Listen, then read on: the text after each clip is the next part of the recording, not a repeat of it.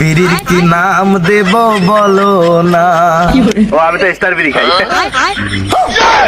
আপাজান তুমি যে রোজা রমজানের দিন কি করতেছো এই জায়গায়? আপাজান আমি এই প্রশ্নের উত্তর দিতে পারবো না। আচ্ছা এই রোজা রমজানের দিনে তুমি বিড়ি খাইতে তোমার লজ্জা করে না? আপাজান কেউ সুখে টানে, কেউ দুঃখে টানে, কেউ সুখে টানে, কেউ দুঃখে টানে, কেউ বুই যাও টানে, কেউ না বুই যাও টানে। আরে টানতে টানতে টানতে সব শেষ হইয়া যায়। ডিজে মকবুল বিড়ি খেলে হয় ক্যান্সার, সব প্রশ্নের থাকে না অ্যান্সার। আরে বিড়ি খেলে হয় ক্যান্সার, সব প্রশ্নের থাকে না অ্যান্সার। আপাজান মাথাটা চক্কর দিল কেন? আমি তো এখন খাইনি। ও তুমি এত সুন্দর একটা দামরা বলা হয় তুমি এই বিড়ি খাও এই রোজা রমজান দিনে? দামরা বলা বললেন অপমানিত হলাম, কিন্তু সুন্দর বলার কারণে প্রশংসনীয় একটি প্রবাদ বাক্য আমাকে মুগ্ধ করেছে। আব্বাজান আসসালামু আলাইকুম। সে আমার লজ্জা লাগতেছে, তুমি আমার সওয়াল। আচ্ছা তোমার যে আজ থেকে কত বছর আগে তোমার রোজা ফরজ হয়েছে তুমি কি জানো এটা? বাজানো ও আমার আব্বা জান, আপনি এটা কেমন কথা বললেন?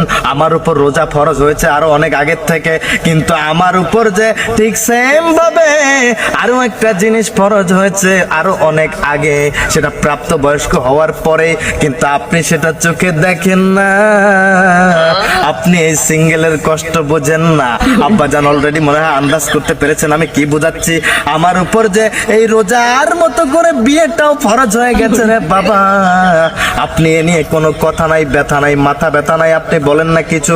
আব্বা জান আপনি রোজা নিয়ে যেমন করে যুক্তি দিয়ে কথা বললেন, ঠিক সেম ভাবে যদি আমার বিয়েটা নিয়ে কথা বলতেন রে বাবা, তাহলে আমি আজকে আপনার ছেলে হিসাবে নিজেকে প্রেগনেন্ট ফিল করতাম, গর্বিত ফিল করতাম। আই বাজান দে। গভীর রজনীতে যখন সবাই সেহরি খাওয়ার জন্য ওঠে রে বাবা, তখন আমার ঘুম ভাঙে না। আমার ঘুম যেন আস্তে পৃষ্ঠে জড়িয়ে ধরে, চোখে মুখে ঘুমের ছাপ। এখন প্রশ্ন করবেন কেন? কারণ আমাকে ডাকার মতো মানুষ নাই।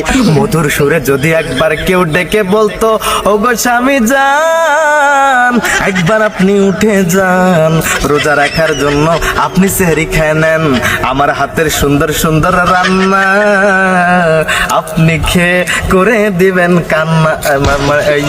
হ্যাঁ, এটা বলার মতো কেউ নাই। আর আমার এই কষ্টটা আপনি না দেখে আপনি